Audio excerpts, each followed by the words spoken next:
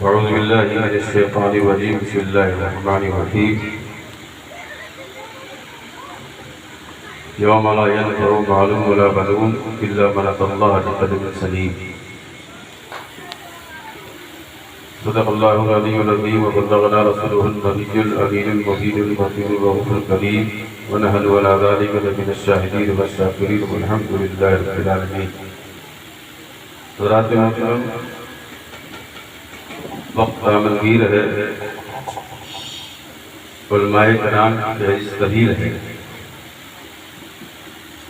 آئیے بلا تمہید آقائے نامدار مدینے کے تاجدار دونوں عالم کے مالک و مختار سید ابرار و اطیار حضور امت پروردگار شہنشاہ ذوالفقار سائی کائنات کے تاجدار ہم غریبوں کے غم گسار ایاہ لامکا سید فجاں احمد رہبرا پیغمبر پیغمبرا ہم سب کے آقا ہم سب کے داتا حضور سیدنا محمد رسول اللہ صلی اللہ علیہ وسلم کی مقدس بارگاہ میں جھوم کر درود پاک کا نذرانہ پیش کریں. اللہم صلی علی سیدنا سیدنا حبیبنا مولانا محمد صلی اللہ علیہ وسلم.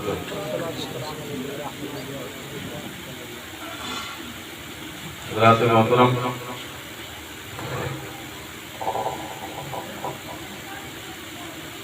پیکر علم و ادب حضرت علامہ مولانا قاری عبدالعزیز صاحب والد مرحوم کی مثال کے لیے سال سوار کے لیے اس محفل کا انعقاد کیا گیا، اور ان کے لیے سب سے بڑی خوشی یہ ہے کہ ان کے پیر و مرشد کی آمد ہو گئی ہے. یقیناً یہ محفل قبول ہو جائے گی.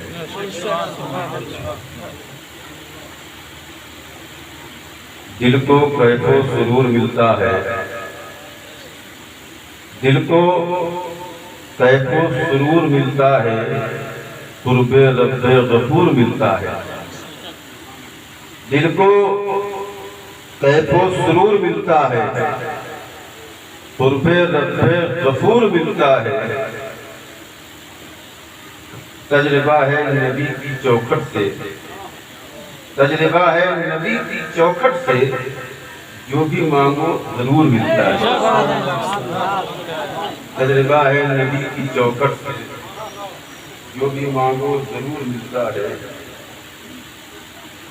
حضرت خالد محمود خالد نقشبندی کہتے ہیں، اللہ اللہ یہ گنہگار پہ شفقت تیری، بخشوانے کو ہے بے چین شفاعت تیری. یا رسول اللہ، اللہ اللہ یہ گنہگار کی شفقت تیری، بخشوانے کو ہے بے چین شفاعت تیری. ٹوٹ جاتا ہے جہاں سارے سہاروں کا غرور، ٹوٹ جاتا ہے جہاں سارے سہاروں کا غرور، رنگ لاتی ہے وہاں صرف عنایت تیری، رنگ لاتی ہے وہاں صرف عنایت تیری. بڑا پیارا شعر ہے. کتنا آماد ہے رحمت ہے کرم صلی اللہ. میرے آقا کتنی محبت کرتے ہیں اپنی امت سے. کتنا آماد ہے رحمت ہے کرم صلی اللہ، لب ہلانے نہیں دیتی سخاوت تیری، لب ہلانے نہیں دیتی سخاوت تیری. کتنا آماد ہے رحمت ہے کرم صلی اللہ، لب ہلانے نہیں دیتی سخاوت تیری. اور کم نظر ہی ہمیں محتاج سمجھ سکتے ہیں، کم نظر ہی ہمیں محتاج سمجھ سکتے ہیں، کم نظر ہی ہمیں محتاج سمجھ سکتے ہیں. ہم فقیروں کا اثاثہ ہے محبت تیری. کم نظر ہی ایسا ہوتا ہے کیا کسی کو پکڑ لیا انہوں نے اپنا بنا دیا. کم نظر ہی ہمیں محتاج سمجھ سکتے ہیں، ہم فقیروں کا اثاثہ ہے محبت تیری. حضرات محترم، میں نے جس آیت کریمہ کی تلاوت کا شرف حاصل کیا، اللہ ارشاد فرماتا ہے اس دن نہ مال کام آئے گا نہ اولاد کام آئے گا۔ یوم لا ینفع مال ولا بنون، اس دن یعنی قیامت کے دن، حشر کے دن جب سب اکٹھا ہوں گے اولین و آخرین، وہاں نہ مال کام آئے گا نہ اولاد، الا من اتی اللہ بقلب سلیم، مگر جو ہمارا ہوا دل رب کی بارگاہ میں پیش کرے گا اللہ اسے پسند فرمائے گا۔ جو بنا ہوا دل، جو بنا ہوا دل، جو سدھرا ہوا دل، جو روشن دل، منور دل، پاک پاک منور مطہر دل لے کر اپنی بارگاہ میں پیش ہوگا، حاضر ہوگا، اللہ اس انسان کو اپنی بارگاہ میں قبول فرمائے گا۔ دیکھا آپ نے، نہ مال کام آ رہا ہے نہ اولاد کام آ رہی ہے، کام کیا ہے؟ اللہ نے کیا ارشاد فرما دیا، واضح فرما دیا قرآن میں، میری بارگاہ میں یہ تمہارے مال و زر و سیم، یہ دولت، یہ سرمایہ کام آنے والا نہیں، یہ اولاد یہ کام آنے والے نہیں۔ اگر میری بارگاہ میں تمہیں کارگر ہونا ہے، میری بارگاہ میں اگر مقبول و محبوب ہونا ہے، تو جو دل ہم نے تمہیں دیا ہے، یہ دل جو ہم نے تمہیں دیا ہے، اسی دل کو دنیا میں بنا لو، روشن کر لو، اور جب منور کر کے تم میری بارگاہ میں حاضر ہو جاؤ گے تو میں تمہیں پسند فرما دوں گا۔ دل بہت قیمتی ہوتا ہے، اسی دل سے آدمی جنم بھی لیتی ہے، اسی دل سے خواہشات اٹھتے بھی ہیں، اسی دل سے خواہشات جنم لیتے ہیں، اسی دل میں خواہشات دم توڑ بھی دیتے ہیں۔ آرزویں یہیں سے نکلتی ہیں، تمنائیں یہیں ٹوٹتی ہیں، خواہشات جنم یہیں سے لیتے ہیں، اور آرزو ختم ہوتی ہے یہیں دل پہ آ کے، خواہشات ہم توڑتے ہیں یہی دل پہ آ کے۔ اسی دل کو اگر اچھا بنایا جائے گا، اسی دل سے محبت نکلے گی، اسی دل سے پیار نکلے گا، اسی دل سے اللہ کے رسول کی چاہت آئے گی، اسی دل کو بنایا جائے گا، اسی دل میں مدینے کا جلوہ نظر آئے گا، اسی دل کو بنایا جائے گا، اسی دل میں اپنے پیر کی تصویر نظر آئے گی۔ دل کو جتنا بناتے جاؤ گے اللہ دل کو اتنا روشن کرتا جائے گا، دل بناتے جاؤ اللہ کے جلووں سے مالا مال ہوتے چلے جاؤ۔ دل بنایا جائے گا تب انسان بنتا ہے، دل بنانے سے انسان بنتا ہے، دل گرانے سے انسان برباد ہوتا ہے۔ ان فی الجسد مضغۃ اذا صلحت صلح الجسد كله واذا فسدت فسد الجسد كله۔ اللہ کے نبی صاحب فرماتے ہیں ان فی الجسد مضغۃ، جس میں ایک گوشت کا لوتھڑا ہے، گوشت کا ایک ٹکڑا ہے، اگر وہ صحیح ہے پورا جسم صحیح ہے، اگر وہ فاسد ہو جائے اذا فسدت فسد الجسد كله، اگر وہ جسم کا ٹکڑا فاسد ہو جائے، بگڑ جائے، خراب ہو جائے، گندا ہو جائے، تو پورا جسم بگڑ جاتا ہے، پورا جسم برباد ہو جاتا ہے، پورا جسم گندا ہو جاتا ہے۔ اللہ کے نبی صاحب فرماتے ہیں اللہ وحی القلب، اے میرے دیوانوں سنو سنو، دل ہوتا ہے اگر یہ صحیح ہو تو پورا جسم صحیح ہوتا ہے، اگر یہ بگڑ جائے تو پورا جسم بگڑ جائے۔ بتائیں ساری خوبیوں اچھائیوں کا مرکز کیا ہے؟ یہ دل۔ مسکن کیا ہے؟ یہ دل۔ اب دل ایسی تو بنتا نہیں، انسان چاہے کہ اکیلے دل کو بنا لے تو اکیلے دل بنتا نہیں۔ دل بنانا ہو تو کسی دلدار کی بارگاہ میں، دل بنانا ہو تو کسی دلدار کی بارگاہ میں جاؤ، اہل دل کی بارگاہ میں جاؤ، دل والے کی بارگاہ میں جاؤ، تب جا کے دل بنتا ہے، ایسے دل نہیں بنتا۔ دل والوں کی بارگاہ میں جانا پڑتا ہے، دل بڑا قیمتی ہوتا ہے۔ اس دل کے بارے میں اللہ نے کہا تو دنیا میں کوئی ایسی جگہ نہیں ہے، نہ کوئی ایسا عالم ہے، نہ ایسی کوئی دنیا ہے جس میں میرے جلوے سما سکتے ہیں۔ اللہ نے کہا اللہ شاہ فرماتا میرے جلوے کسی دنیا کسی جگہ میں سما نہیں سکتے. اگر میرے جلوے تمہیں دیکھنا ہو، اگر میرے جلووں کا کوئی مسکن ہو سکتا ہے، کوئی ٹھکانہ ہو سکتا ہے، کوئی جگہ ہو سکتی ہے، تو اللہ نے یہ بھی ارشاد فرما دیا میں نے اپنے بندوں کے دلوں کو اتنی وسعت دے دی ہے کہ میرے جلوے وہاں نظر آئے. قلب المومن عرش اللہ، مومن کا دل تو عرش الہی ہوا کرے. عرش خدا ہے یہ مومن کا دل. اسی لیے اللہ والے اسی دل کو بنانے کے لیے خانقاہیں کھڑا کرتے تھے، تربیت دیا کرتے تھے، مریدوں کی تربیت کیا کرتے تھے. ان کی توجہ سب سے زیادہ دل ہوا کرتا. دل جیسے ہی دل منور ہوتا ہے، ذاکر ہوتا اپنے آپ، اسی کے صدقے میں سارے لطائف ذاکر ہو جاتے ہیں. دل پر زور دیا جاتا ہے. اور دل شیطان ہے، نفس کو مارا جاتا ہے. شیطان سے بھی مقابلہ کرنا ہے، نفس سے بھی مقابلہ کرنا ہے.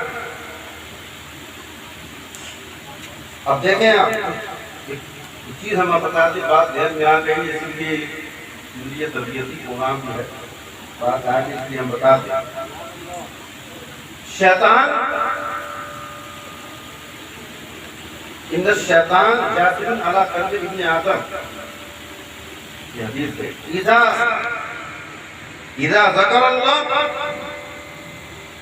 خنس و اذا غفل وسوس، تو کما قال النبی صلی اللہ علیہ وسلم.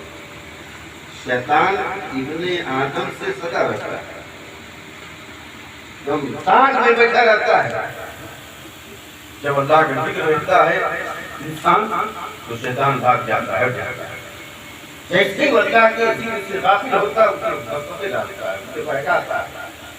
انسان ذکر کر رہا ہے لیکن شیطان بہکا رہا ہے. قرآن کی آیتیں پڑھتا ہے پھر بھی شیطان بہکا رہا ہے، اس سے غلط کام ہو رہے ہیں. یاد رکھ لے کہ شیطان خود بہکاتا نہیں، اس پر شیطان وسوسے نہیں ڈالتا ہے. انسان کا نفس بڑا بھاری ہو جاتا ہے. یہ نفس فوراً اللہ کے ذکر سے صحیح نہیں ہو جاتا ہے. شیطان تو بھاگ جائے گا، آپ نے اللہ کا ذکر کیا بولو بھاگ جائے گا. اس کی ہمت نہیں کہ آپ کے پاس آئے. لیکن اللہ نے انسان کو نفس دیا.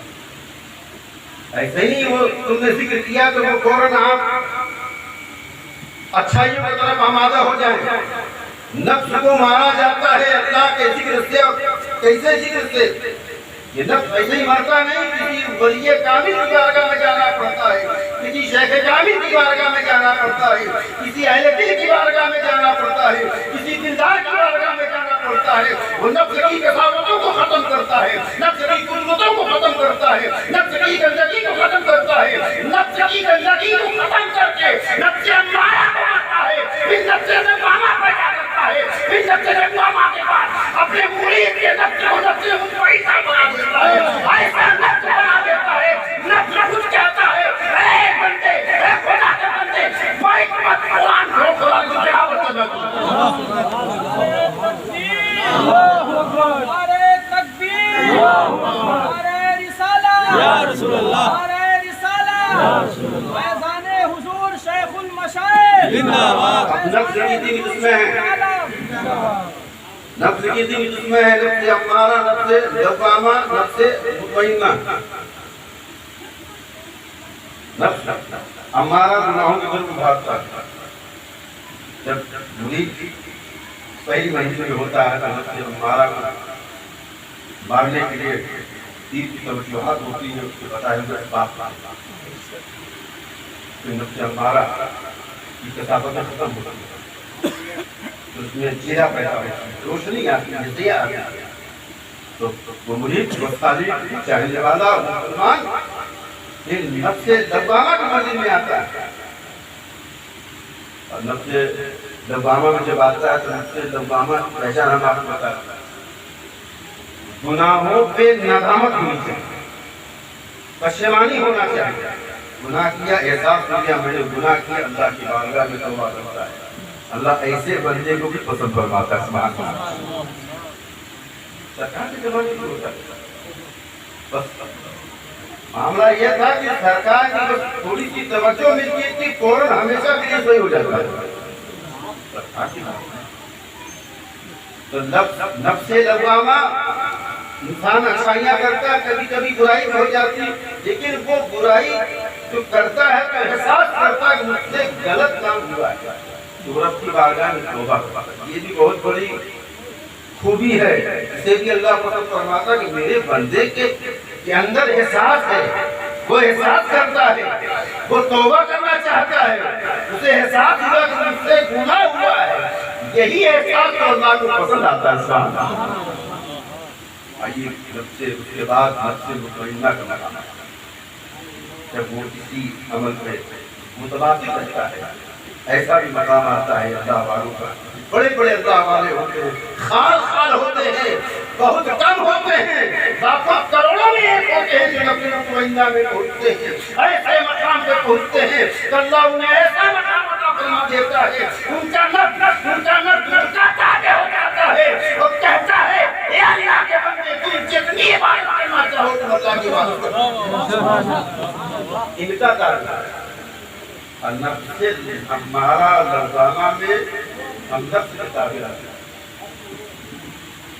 حضرات محترم, نفس کو مارنا ہے اور شیطان کے حملے سے بچنا ہے تو دل کو سنبھالنا پڑے گا. دل سنبھلتا ہے اللہ والوں کی بات.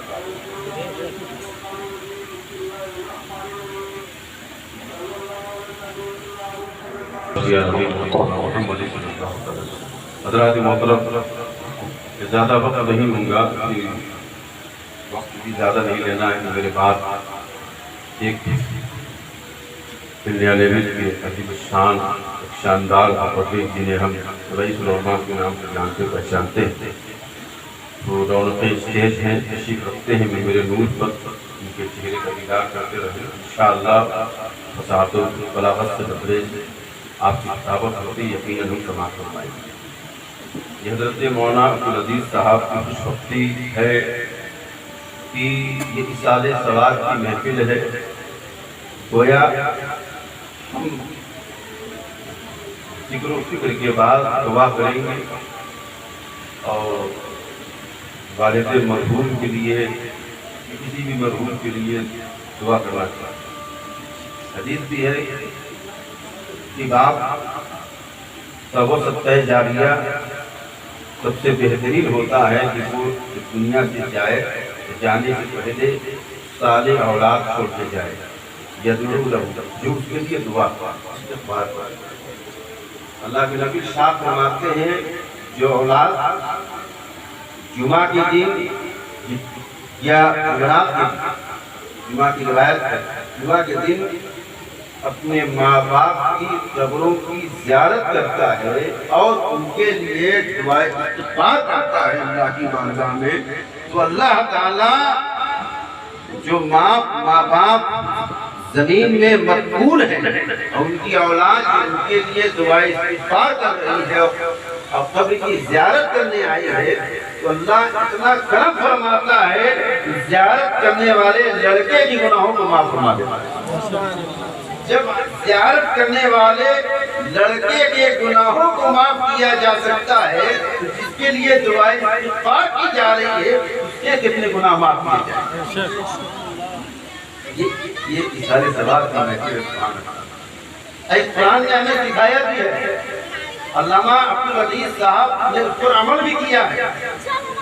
اور دعا کے لیے کسی محبوب بندے کا وسیلہ بنا لیا گیا,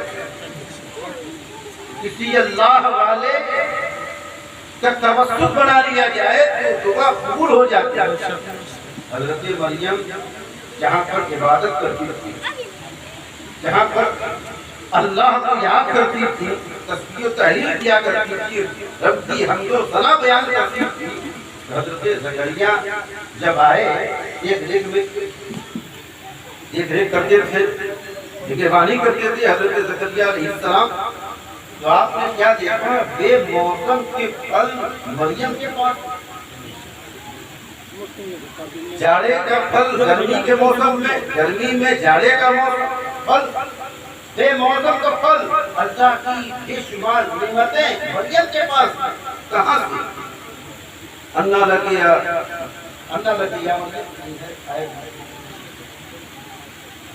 انا لگے ہاگا، اے مریم یہ کہاں سے بے موسم کے پھل تمہارے پاس کہاں سے آ گئے؟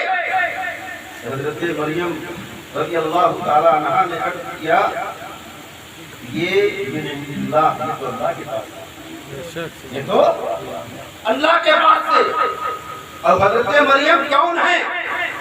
اللہ نے سورہ پڑھی میں انہیں اپنا اعلیٰ مقام عطا فرمایا کہ ان کا نفس مطمئنہ ہوگا۔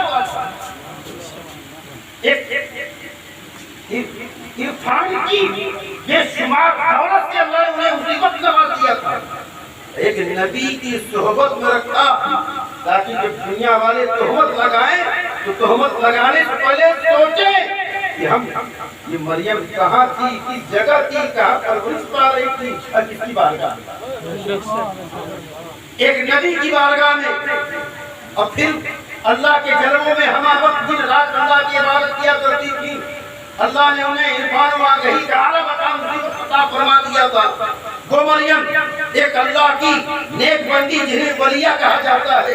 حضرت زکریا علیہ السلام نے دیکھا یہ مریم یہاں اللہ کی عبادت کیا کرتی ہیں، یہاں اللہ کو یاد کرتی رہتی ہیں، یہاں تو میں کیا دیکھ رہا ہوں کہ جگہ اتنی برکت والی ہو گئی ہے، اتنی رحمت والی ہو گئی ہے، یہاں تو بے موسم کے پھل نظر آتے ہیں، جو جس کا گمان کوئی نہیں کرتا ہے وہ چیز یہاں نظر آ رہی ہے۔ حضرت زکریا علیہ السلام نے کہا حالانکہ میں تو بوڑھا ہو گیا ہوں، میری عمر 5 ہو گئی ہے، امید تو نہیں ہے کہ مجھے مجھے اولاد مل سکتی ہے، لیکن جب یہ واقعہ دیکھا ہے، جب مریم کی پاک بازی کو دیکھا ہے، مریم کی معرفت کو دیکھا ہے، مریم کی ولایت کو دیکھا ہے، مریم کی محبوبیت کو دیکھا ہے، تو اللہ ان کے دل میں آرزو امٹنے لگی اور اپنی بارگاہ میں اسی جگہ کھڑے ہو کر عرض کرتے ہیں مولا تو بھی مجھے ایک نیک صالح اولاد عطا فرما۔ چاہتے تو کہیں بھی دعا کر سکتے تھے، لیکن کہیں اور دعا نہیں کرتے ہیں، اسی جگہ پہ جہاں ایک ولیہ اللہ کی بارگاہ میں سجدہ کر رہی ہے، رب کی عبادت کر رہی ہے، اسی جگہ کھڑے ہو کر، اس لیے جہاں ولی کا قدم پڑ جاتا ہے وہ جگہ برکت والی ہو جاتی ہے۔ مولانا عبدالعزیز خوش بخت ہیں، ولی کا قدم پڑ گیا ہے، ان کے قدم ناز کو وسیلہ بنا کر رب کی بارگاہ میں دعا کیا جائے گا، اللہ تعالیٰ ان کے بھائی کے بڑھنے کو آدھا بتا ایک ولی کی برکت سے دعائیں قبول ہو رہی ہے۔ مریم کے صدقے میں انہیں اولاد مل رہی ہے، کیا ولی کے صدقے میں جب اولاد مل سکتی ہے کیا ولی کے صدقے میں ہمیں کوئی خطا نہیں مل سکتا؟ کیا ولی کے صدقے میں ہمارے ماں باپ کی مغفرت نہیں ہو سکتی ہے؟ یقیناً ہو سکتی ہے۔ یہ ایسے واقعات قرآن میں بے شمار ہے جنہیں اگر بیان کیا جائے تو وقت درکار ہے۔ ہم بڑے خوش نصیب اور سعادت مند ہیں، مقدر کے دھنی ہیں، اللہ نے ہمیں ایسا مرد قلندر دیا جن کے صدقے میں ایک دو نہیں، ایک دو ہزار نہیں بلکہ لاکھوں کی منور ہو گئے۔ یہی ہمارے پیر و مرشد کام کرتے ہیں کہ میری بارگاہ میں آؤ تو دل بناؤ، دل بناؤ، دل بنتا ہے تو انسان بنتا ہے، دل بگڑتا ہے تو انسان بگڑتا ہے۔ اس لیے اللہ کی بارگاہ میں دعا ہے کہ اللہ تعالیٰ حضور مرشد الکریم کے صدقے میں اس قدم نور کو قبول فرمائے۔ علامہ موصوف کی والد مرحوم کو اللہ جنت میں اعلیٰ مقام عطا فرمائے، انہیں اپنے جوار فضل و کرم میں جگہ عطا فرمائے، ان کی قبر کو شہادت فرمائے، انہیں قبر میں مدینے کے جلوے عطا فرمائے۔ استغفر اللہ ربی من کل ذنب و اتوب الیہ۔ السلام علیکم و رحمۃ اللہ وبرکاتہ۔